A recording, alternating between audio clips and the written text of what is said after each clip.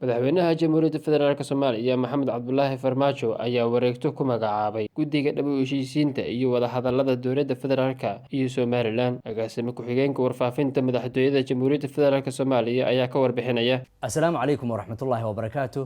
Madaxweynaha Jamhuuriyadda Federaalk Soomaaliya Mudane Maxamed Cabdulaahi Farmaajo ayaa maanta xeer madaxweyne ku magacaabay Guddiga Dib u Heshiisiinta iyo Wadahadallada Jamhuuriyadda Federaalk ee Soomaaliya iyo Somalilan.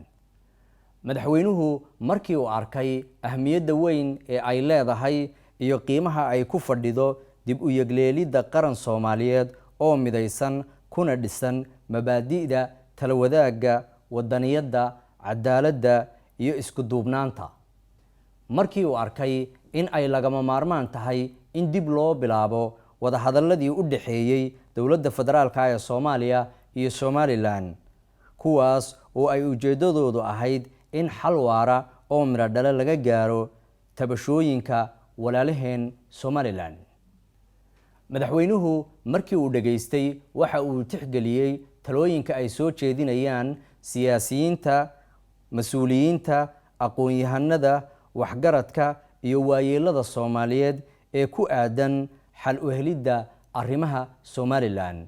Waxa uu magacaabay guddi ka kooban 6 xubnood. waxaa gudoomiye guddigaas u ah xildhibaan Cabdulaahi Sheekh Ismaaciil. sidoo kale waxaa guddiga gudoomiye ku-xigeen u ah Cabdiraxmaan Cabdi Xuseen Gulwade. sidoo kale waxaa jira 4 xubnood oo lafdhabar u noqon doona guddigan, kuwaas oo kala ah Dr. Cabdiraxmaan Macalin Cabdilaahi Baadiyow, Dr. Cali Siciid Fiqi, Sareeye Guuto Axmed Jaamac Muuse iyo xildhibaan Cali Axmed Jaamac Jingeli. Guddigan waxaa hagi doona oo ay ku shaqayn doonaan dastuurka iyo shuruucda dalka u yaala, waxaana waajibaadkooda ka mid noqon doona in ay dowladda federaalka ah ku metelaan wadahadallada isla markaana ay hogaamiyaan, in ay diyaariyaan daraasad tifatiran oo ku saabsan dhinacyada sharciga, siyaasadda, taariikhda, dhaqan-dhaqaalaha iyo arrimaha bulshada ee ku aadan wadahadallada, inay tala bixin joogto ah u soo jeediyaan madaxweynaha Jamhuuriyadda Federaalk ee Soomaaliya isla markaana ay ka tala bixiyaan geedi socodka wadahadallada.